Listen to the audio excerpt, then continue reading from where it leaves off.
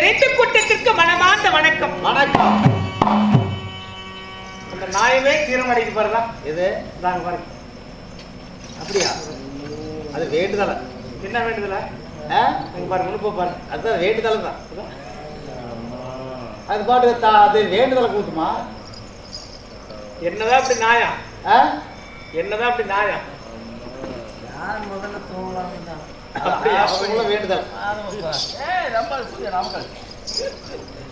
இன்னும் நாட்டுக்கு நாடு மகாநாடு நமது நீர்வளம், நிலவளம், ஜலவளம் என்று சொல்லக்கூடிய நீர்த்தாத புண்ணிய பூமி நமது திருச்செங்கோடு வட்டம் ஒக்கிலிப்பிட்டு ராஜாபாளையம் என்று சொல்லக்கூடிய மதிப்பிற்கு மரியாதைக்குரிய நமது ஊராட்சி மன்ற தலைவராகிய இந்த மதிப்பிற்கு மரியாதைக்குரிய தேவி ஈஸ்வரமூர்த்தி அவர்கள் இந்த நாடகத்தை ஏற்பாடு செஞ்சிருக்கிறாங்க. உண்மை.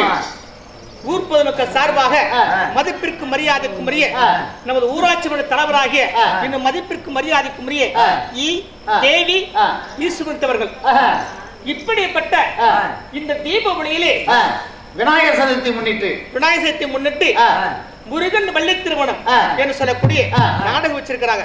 1000 பேருக்கு அன்னதானம் வழங்கி தேரும் திருவிழா தெருக்கூத்து என்று சொல்லக்கூடிய இந்த திருவிழாவுக்காக நாடகம் வச்சிருக்காங்க. நாடகம் வச்சவங்களும் நாடகத்தை பார்க்க வந்தவங்களும் இந்த விநாயகர் அருள் பெற்று எந்த ஒரு காரியமாக இருந்தாலும் அந்த காரியம் எல்லாம் ஜெயமாகி நலமோடு சிறப்புற்று ஓங்கி வளர வேண்டும். நன்றி, வணக்கம்.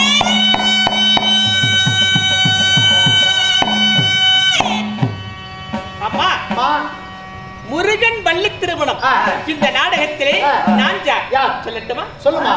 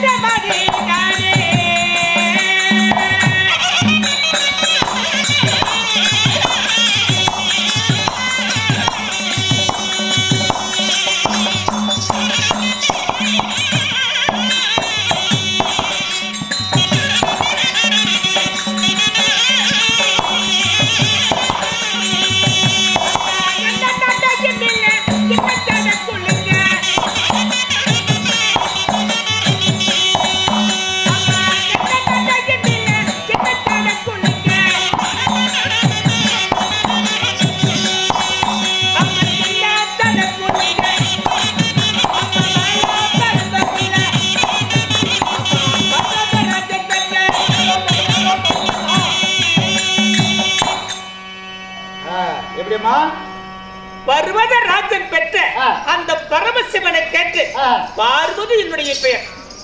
பார்வதி தேவி. ஆமா, சரிம்மா. அம்மா, உனக்கும் தாய் நான் தான், உன் தந்தைக்கும் தாய் நான் தான், உன் தாத்தாவுக்கும் தாய் நான் தான், உலகத்துக்கெல்லாம் தாயாக விளங்கக்கூடிய என்னுடைய பெயரும் உமையவள் பார்வதி. எல்லா உயிரினருக்கும் தாய் நீங்க. உண்மைதான். அப்ப உங்க தாய் யாரு? நீங்க எப்படி பிறந்தீங்க?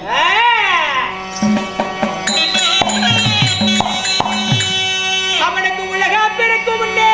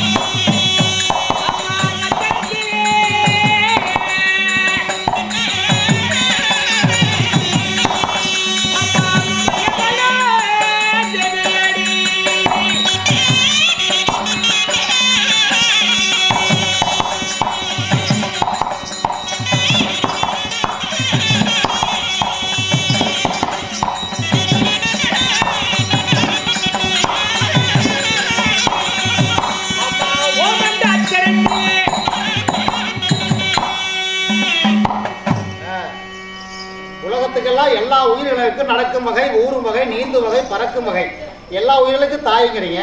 அப்ப உங்க தாய் யாரு? நீங்க எப்படி பிறந்தீங்க? இந்த உலகத்திலே 8,86 ஜீவன் இருக்கிறார்கள். நடப்பவை, நீந்தும் வகை, ஊறும் வகை, பரப்பவை சரி என்று சொல்லக்கூடிய ரிக்கு, யஜுர், சாமம், அதர்வனம் என்று சொல்லக்கூடிய 4 உருவத்தே சரி இப்படிப்பட்ட 884 ஜீவர்களுக்கு தாயாக வழங்கக்கூடிய என்னுடைய பெயரோ பார்வதியாக இருந்தாலும் சரி அகர முதல எழுத்தெல்லாம் மாதிவான உதட்டே உலகு என்று சொல்லக்கூடிய திருக்குறளை கேள்விப்பட்டிருக்கிறாயா? கேள்விப்படுறதா? பள்ளிக்கூடத்திலேயே 1ஆம் கிளாஸ்லயே இதான் சொல்லி தர்றாங்க. அம்மா திருக்குறள்ல முதல் குறள். ஆமாம். அகர முதல எழுத்தெல்லாம் ஆதி பகவான் முதற்றே உலகு. முதற்றே உலகு என்று சொல்லக்கூடிய அந்த ஆதி பகவானோ என்னுடைய தந்தையா? அந்த ஞாபகம் வருதா? அந்த குறள் வருதா? ஆமா, ஆதி பகவான். ஆமா. சரி, இந்த ஆதி பகவானோ உலக நன்மைக்காக இப்படி கண்களை மூடி கைகளை ஏந்தி தவம் செய்யும் பொழுது அந்த ஆதி பகவானோ தன் கையை கொண்டு இப்படி உடம்பை தேய்த்தாராம். சரி, தேய்த்தால் என்ன உருவாகும்?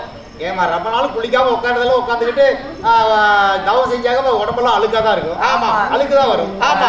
அப்பொழுது கண்கள் எடுத்து பார்க்கும் பொழுது கையிலே அழுக்கு கட்டி சரி உலக நன்மைக்காக தவங்களை செய்யும் பொழுது இது என்ன அழுக்கட்டி அப்படி என்று அந்த அழுக்கட்டி தூக்கு போட்டார் சமுத்திரத்திலே.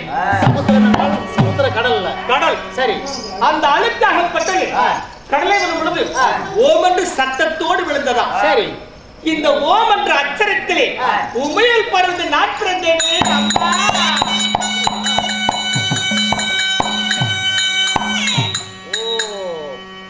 முதல்ல ஆதி பகவான். ஆமா, அவருடைய படைப்புல நீங்க தான் முதல் உயிரினமா பிறந்தீங்க. அப்புறம் இப்படிப்பட்ட வெளியே பிறந்து வந்து என் தந்தைக்கு நமஸ்காரம் செய்தேன். சரி அம்மா, அழுக்கிலே பிறந்தபடியால் உன்னுடைய பெயரோ சக்தி. ஆபதி பெண்ணாளி, அழிவதை பெண்ணாளி.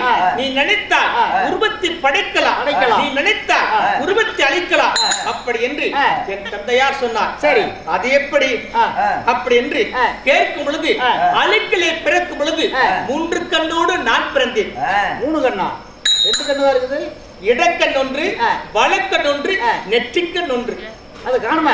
இருக்குதம்மா. அப்படியா? ஆமா. சரி, அது மட்டுமா, இடப்புறத்திலே ஒரு சூலாயத்தோடு நான் பிறந்தேன். சூலாயத்தோட. ஆமா. சரி அம்மா, இன்னொரு அதிசயமடி. என்ன? அழுக்கிலே பிறக்கும் பொழுது அம்மனமாக நான் பிறந்தேன். அம்மனமா? நீ பேசுற பாரு. இப்ப நாங்கெல்லாம் பிறக்கும் போது மத்தவங்க எல்லாம் பிறக்கும் போது அந்த ஜட்டி போட்டுக்கிட்ட பிறந்தாங்க. எல்லாம் அம்மனத்தோட தான் பிறக்கலாம். சிசுவாக பிறக்கும் பொழுது, குழந்தையாக பிறக்கும் பொழுது நிர்வாணமா பிறப்பாங்க. ஆமா, அதுதான் உண்மை, உலக நீதி. அப்படி இருக்கும் பொழுது 16 பருவ நிலையாக பருவ பெண்ணாகவே இப்படியே பிறந்தேன். அட, வயசு பிள்ளையாவே அம்மனத்தோட பிறந்தியா? பாரப்பா, அன்னைக்கு நான் இல்லாம போயிட்டேன். பாத்துருக்கலாம். அதுக்குதான் அப்படி பிறந்த உடனே கண்களை விடுத்து பார்த்தேன். சரி, எங்கு பார்த்தாலும் மரம், செடி, கொடி, தீவு, தீவாந்திரம் இதையெல்லாம் பார்த்த உடனே வேற உயிரினங்கள் எதுவுமே இல்ல. ஆமா, இதையெல்லாம் பார்த்த உடனே இந்த பெண்ணாகிய ஓம் சக்திக்கு பயம் உருவாகி விட்டது. சரி, அதனாலே தனக்கு துணையாக ஒரு உருவத்தை பிடித்தேன், ஓம் சக்தி அப்படி என்று அந்த உச்சரிப்பின் காரணமாக சின்னம் சிறு குழந்தை அம்மா என்று ஓடி வந்தது. அம்மானு வந்தது. ஆமா. சரி, கல்யாணம் ஆகாமல் ஒரு குழந்தைக்கு தாயாக முடியுமா? அதனாலே நெற்றிக்கண்ணை திறந்து அந்த உருவமோ வெகு தூரமாக ஓடி சென்றது. இரண்டாவதாக உருவத்தை பிடித்தேன். அந்த உருவமோ கண்ணே தேவையே, சரி கண்ணே தங்கையே அப்படி என்று அண்ணன் தங்க முறை கொண்டாட என் பக்கத்தில் ஓடி வந்தது. நெற்றிக்கண்ணை திறந்து அழிப்பதற்காக அந்த உருவம் திடீர்னு மாயமானது. அட, மாயமா போயிடுச்சு. அதுதான் மாயக்கண்ணன். அட, மாயவர். ஆமா. சரி, மூன்றாவதாக ஒரு உருவத்தை பிடித்தேன். அந்த உருவமோ கணவன் முறையை கொண்டரை என்னை கட்டிப்பிடிக்க ஓடி வந்தது. அவர் கணவன், நான் மனைவி. ஓஹோ அப்படி என்று நினைத்து என்னை கட்டிப்பிடிக்க ஓடி வரும் பொழுது பக்கத்தில் நெருங்க முடியவில்லை. காரணம் என்ன? நெற்றி கண்ணாகப்பட்டது நெருப்பாக சுட்டி எரித்தது. சரி, அதனாலதான் இன்னைக்கு நாளைக்கும் பெண்களிடத்திலே சாதாரண நெருங்கவே முடியாது. அப்படியா? சரி சரி சரி, சுட்டு எரிச்சிருவோம். அதெல்லாம் 1901 வருஷத்துல